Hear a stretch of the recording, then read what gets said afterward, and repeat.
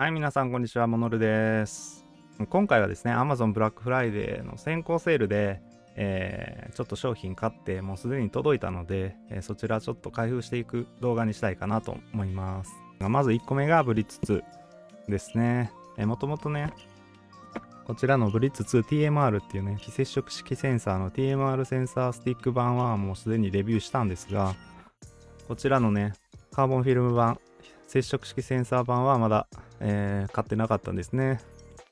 ちょっとね、どうしても試したいなと思ったのと、間違いなくこっちのコントローラーが今年のランキングにね、入ってくるんじゃないかって私は思ってるんですよね。なので、ちょっと買ってみました。ランキングどうかっていうのもね、12月頭か中旬ぐらいまでには出したいなと思ってるので、そちらもね、ぜひ楽しみにしていてください。はい、そしてもう一個の方はこちら、スチールシリーズの Apex Pro Mini になります。はい、ラピッドトリガーのキーボードで、普段めちゃくちゃ高いんですね、このキーボード。でも今回のセールでめっちゃくちゃ安くなってたので、思わず買ってしまいました。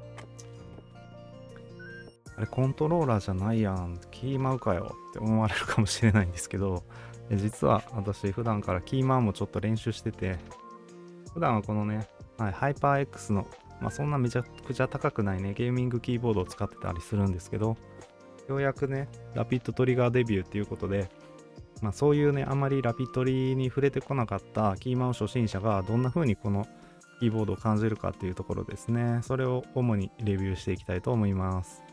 そしたら開封の方行ってみましょう。はい、そしたら、ブリッツ2の方から開封していきたいと思います。よいしょ。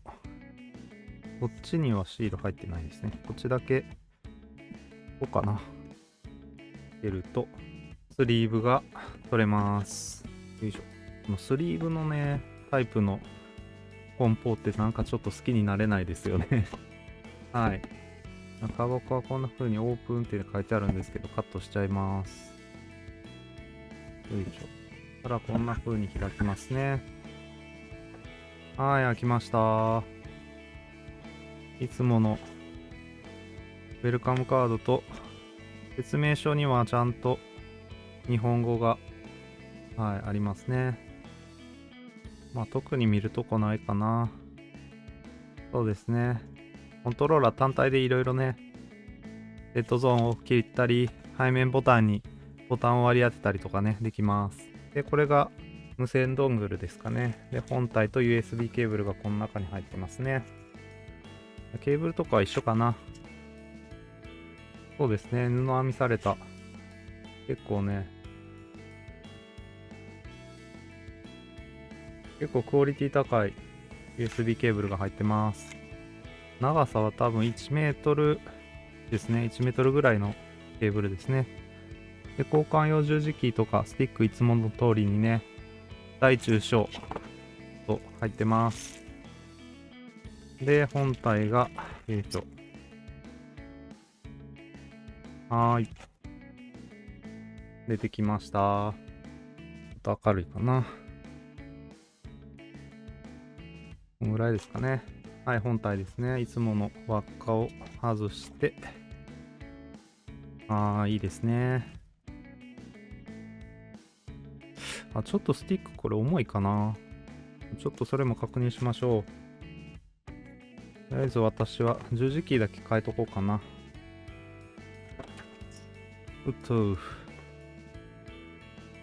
十字キー絶対こっちの方がいいと思うんでね。はい。じゃあ元に戻して、しまっておきます。じゃあちょっとね、スティックの重さちょっと気になるんで測っときたいと思います。スティックの重さは 60g フォースぐらいってことでね、TMR 版と変わらないですね。ただ、ちょっと、そうですね。なんかね、ただね、倒し始めから重い気がします。ちょっとね、TMR 版を持ってきたいと思います。そうですね。スティックの感じ全然違います。TMR 版は遊びがやっぱ少ないです。全然ないですね。こっちは遊びがちょっとあって、で、その先から急に 60g フォース出てるっていう感じですけど、こっちは、そうですね。最初の方ちょっと柔らかくて、徐々に 60g フォースに近づいていくって感じですね。うん。でもほとんど変わらないな、これ。スティックの感じは、ほんのちょっとだけカーボンフィルム版の方が遊びがあって、その先から急に 60g フォースのスティックが重い感じがするんですけど、PMR 版は遊びが少なくて、徐々に 60g フォースになっていくっていうね。ちょっとだけスティックの重さの感じが違います。ただ、最大の重さは 60g フォースで同じですね。まあね、ほんと微妙な違いなんで、実際はそこまで操作感が違うって感じでもないですかね。はい。その他の部分についてはね、全く、はい、違いがないですね。マイクロスイッチのボタンがほとんど全てに使われてますね。この3つのボタンだけはタクトスイッチかな。はい、押し込みとかの感じも変わらないですね。はい、そしたらちょっとね、設定ソフトの方も確認しておきます。はい、一応開始。ファームウェアのアップデートはありますね。ないですね。これもうすでに313331か。だからありますね。ちょっとファームウェアのアップデートがあったのでアップデートしておきたいと思います。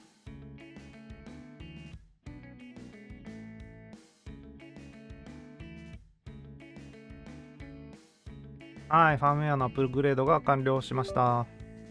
そしたらね、はい、デバイスに接続して、一度構成をやっておきたいと思います。両方のスティックを最大限3回、1、2、3回回して、トリガーストップがないので、このまま1、2、3ってやっておきます。はい、これで構成終了です。まずちょっとデッドゾーンだけ切っておきます。左スティックからこれを0にしておきますね。アウターデッドゾーンの方も切っておきます。他は特にいじるとこないかな。そうですね。左の区形アルゴリズムだけオンにしとこうかな。右スティックも0。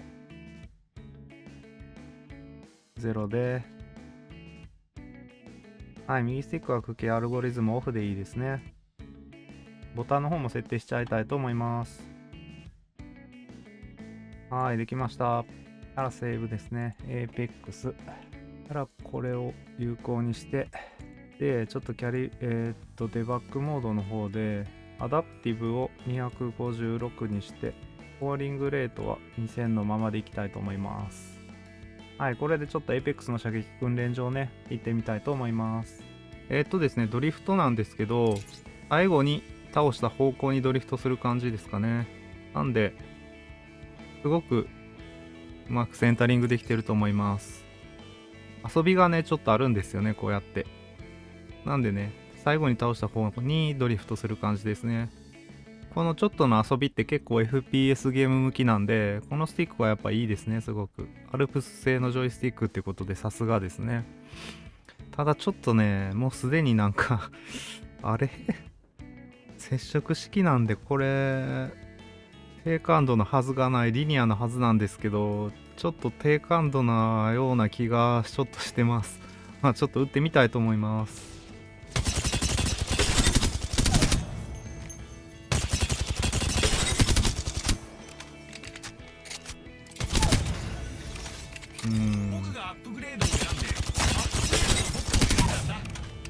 当てていくことはできるんですけど、やや低感度ですね、やっぱり。なんかね、中立付近がいつもの2倍ぐらい倒さないと当たらない感じがします。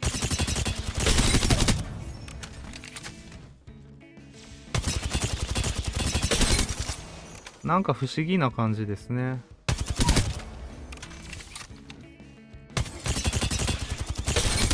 いや、これは明らか低感度ですね。なんかおかしいな。いや、接触式だったらね、普通リニアだと思うんですけどね。多分ですけど、アルプス製ジョイスティックを使いながらも、コントローラー側でちょっと補正かけちゃってるんじゃないかと思います。なんでね、ちょっと一回、レスポンスカーブの方ね、計測していきたいと思います。はい、背景の自分にはちょっとね、レスポンスカーブ一生懸命測ってもらってですね、もうね、この画面には結果を出しています。ですね、ものすごく微妙ではあるんですけど、0から1.5ぐらいまでですかね、0から1.5ミリぐらいまでのね、スティックを倒した距離が、そのぐらいの間で低感度になってしまってます。これね、最近のコントローラーでよく見られるやつなんですけど、わざわざね、コントローラー側でこうやって補正してやることで、ドリフトを少なく見せるっていうね、そういうまあちょっとね嬉しくないことをやってくれるんですよね。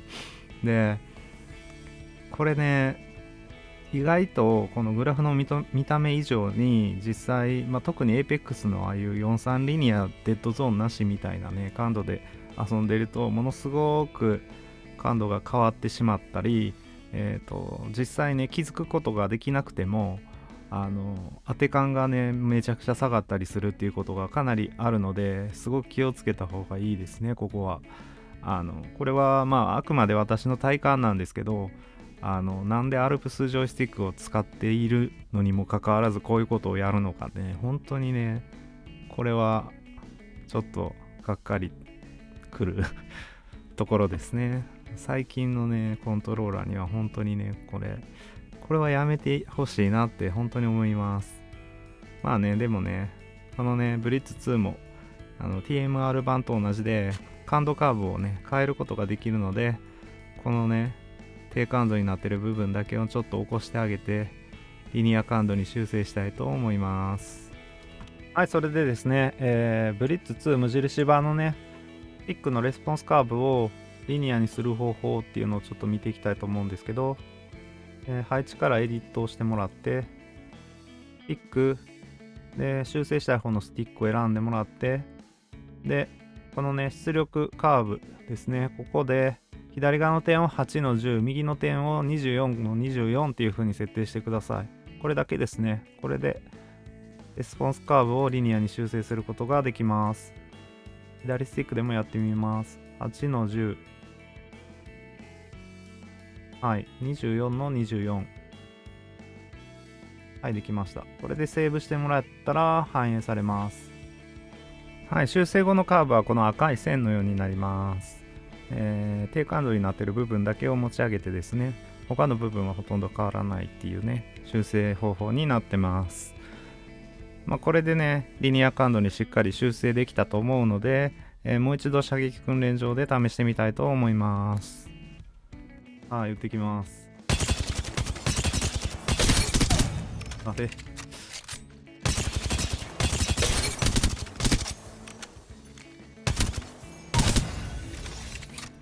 みんなアップグレードを選んだよ。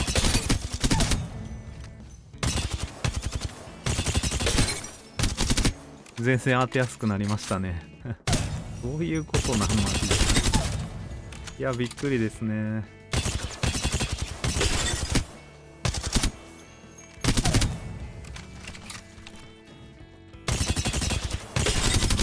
はい。今これ、ポーリングレート 250Hz の256ステップ精度でやってるんですけど、もう圧倒的にリニア感度に修正した方が当てやすいです。まさかね、接触式センサー使ってるのに、そんな、ちょっと、ねえ、そんなことをコントローラー側で多分補正してるんですね、これ、レスポンスカーブを。ちょっとびっくりしました。これ、箱出しでね、リニア感度だったらよかったんですけど、まさかこういうことがあるとは思いませんでした。はい、でもね、逆にとても面白いね、開封になったかなと思います。そうですね、どうしよっかな。こうなってくるとね、ブリッツ 2TMR とこっちどっちがいいのかっていう話になってくると思うんですけど、それでもやっぱり私はこっちの方がちょっとね、TMR 版よりもいいかなって思います。というのもね、レスポンスカーブの修正もこっちの方がうまくいってる気がしますし、そうですね、スティックの操作感とかもね、いいですし、現状では TMR 版よりはこっちの方がおすすめかなっていうことでですね。でもね、やっぱりね、そういう意味ではね、レスポンスカーブの修正っていう意味では、フライディジのベーダー4 Pro が一番うまくいってるっていうところでね、なかなかちょっとね、ブリッツ2にはちょっと残念な、結果になってしまいました。はい、そしたらね、続いてスチールシリーズの Apex Pro Mini を開封していきたいと思います。コントローラーにはちょっとがっかりしたんで、こっちはね、楽しませてもらいたいと思います。よいしょ。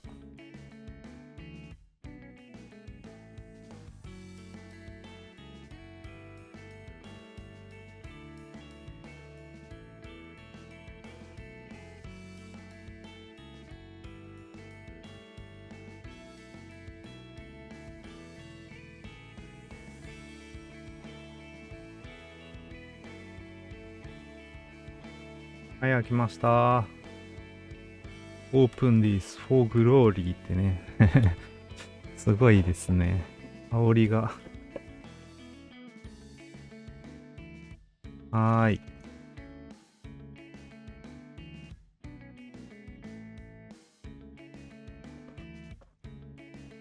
いいですね。結構ね、ハイパー X が金属っぽい感じのね、パネルだったんで、こっちはちょっとプラスチッキーですけど、まあ、見た目はね、意外とそこまでもう高級感っていう感じではないですね。まあ機能がね、いいんでね、全然 OK です。ただ中身は、取扱説明書ですね。一応日本語もあんのかな。日本語はスペックだけですね。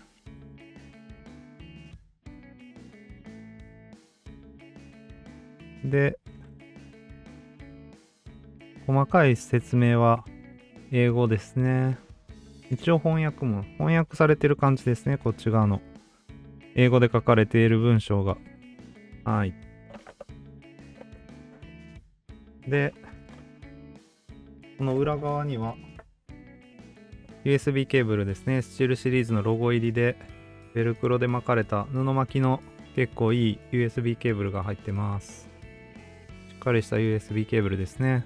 特に長さは書いてないですね。ちょっと調べてみます。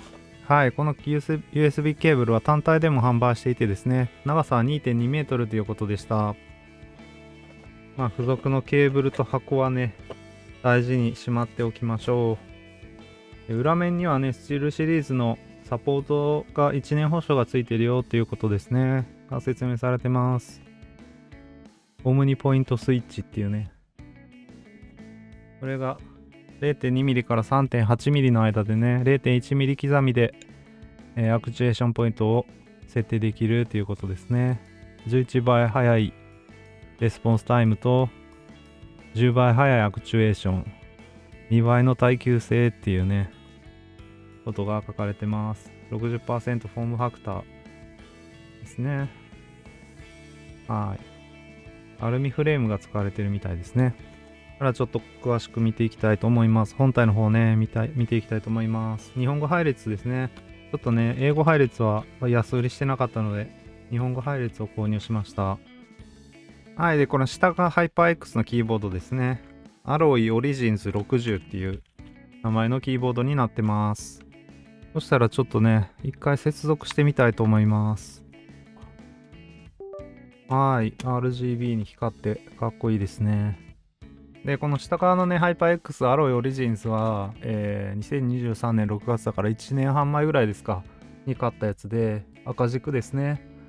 12,980 円ということでね。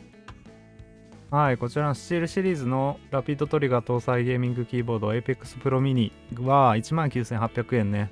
ブラックフライデーセールで半額近く安くなってます。はい、もともと値段は 27,445 円で、一番高かった頃なんて 35,000 円ですからね。それが、この価格で手に入るっていうのはもうちょっと、割と破格かなと思います。まあね、そんなわけでちょっと買っちゃったんですけどね。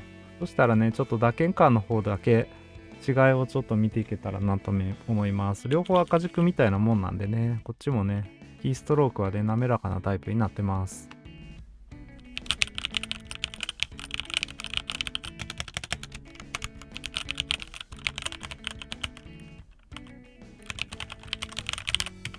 はい。続いて Apex Pro Mini です。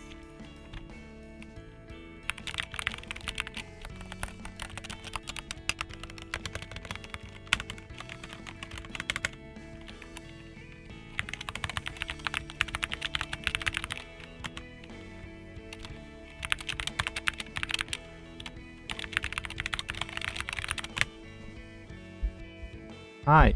ちょっとね、ハイパー X よりは静かな感じがします。で、音の感じはね、金属質っていうよりかはプラスチックっぽい感じがやっぱりしますね。はい。音のうるささ的にはね、正直あんまり、ちょっと静かかなぐらいでね、正直あんまり変わらなくては、割とうるさい方のキーボードだと思うので、ボイチャしながらね、やる場合はね、ちょっとノイズキャンセリングとか入れた方がいいでしょうね。はい。そしたらちょっとつなげていって、設定とかも見ていきたいと思います。このね、スチールシリーズの Apex Pro Mini なんですけど、どれを設定ソフトウェア入れたらいいのかよく分かんなかったんですけど、もうこのね、スチールシリーズ GG ってやつをダウンロードしてインストールすれば、それで OK みたいです。生き方はね、スチールシリーズのページからソフトウェア GG って押していったら、はい、これでダウンロードができます。はい、スチールシリーズ GG を起動するとこんな画面になります。で、スチールシリーズアカウントっていうのをね、作れみたいな感じになるんですけど、とりあえずこれは無視してね、今はこのステップを飛ばすってやったら、アカウントがなくても使うことができます。はい、続けるをしますね。はい。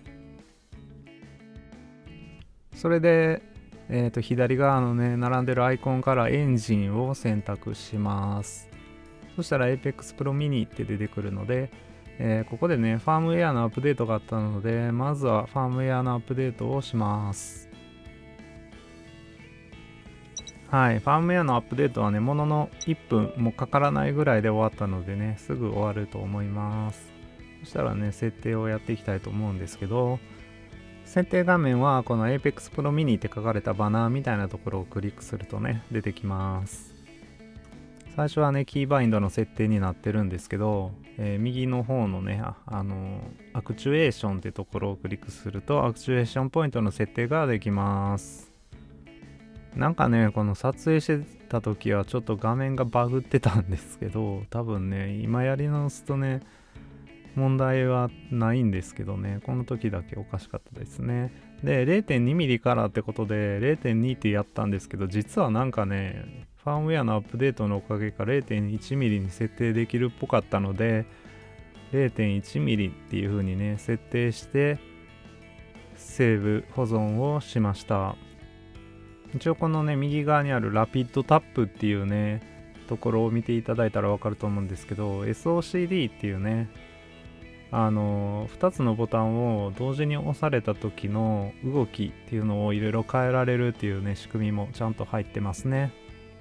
はい、そしたらちょっと打っていきたいと思います。もうすでにね、もうね、ものすごい敏感に反応してくれます。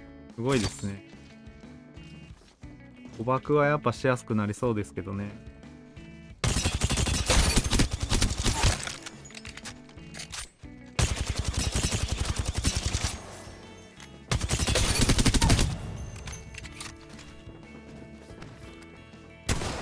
こっちへ行くんだ。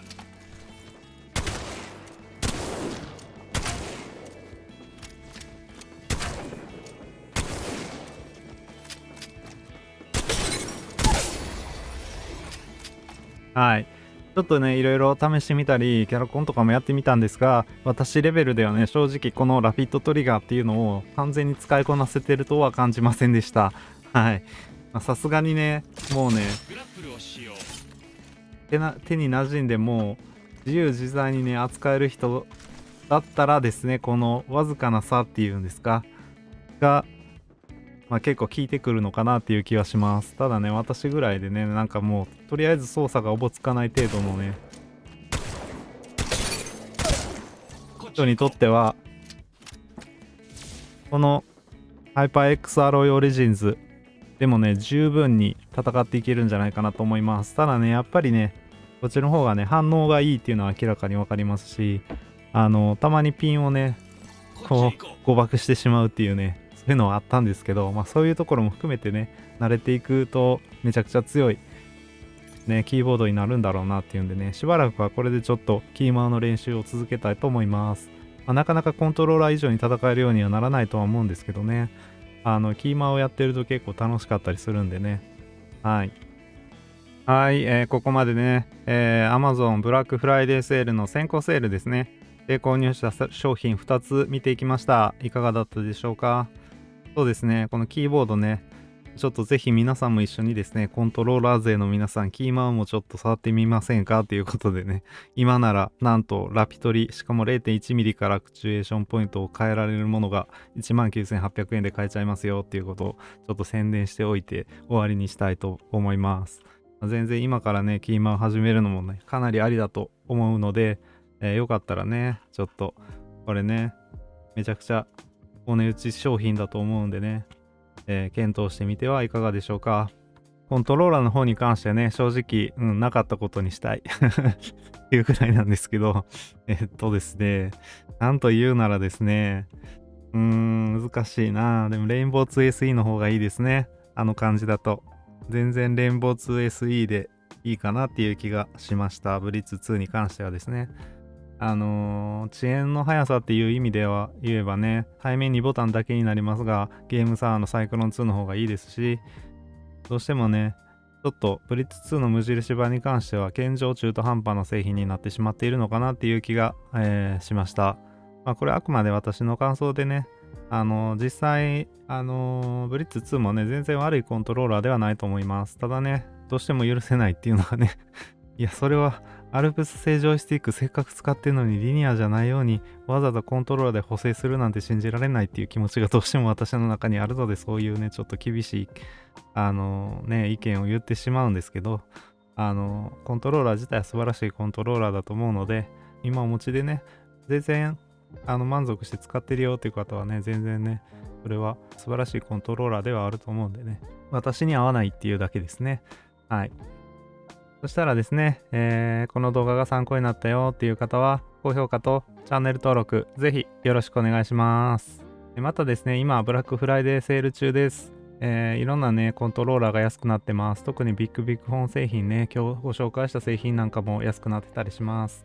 そういうね、コントローラーを探すとき、ね、どのコントローラー買ったらいいかわからないよという方は、ぜひこのサイトですね、私が管理人をやっております。モノルっていうウェブサービスがあります。コントローラーのね、打ち込みの人気ランキングなんかが見れたりとかですね、コントローラーの性能とかで比較する表があったりですね、もちろん絞り込み機能もあるので、自分好みのコントローラーを探し当てることができます。ぜひよかったら使ってみてください。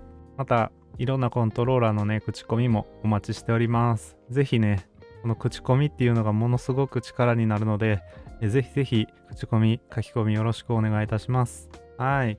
次回の動画はですね、何にしようかなっていう感じなんですが、もしよかったらですね、ここまでもしご視聴いただけている方はですね、このコントローラー取り上げてくださいっていうのがあったらコメント欄に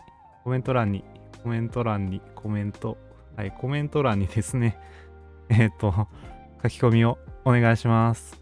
そしたらね、なるべく優先的に取り上げたいと思います。はい。以上、モノルでした。また次回の動画でお会いしましょう。バイバーイ。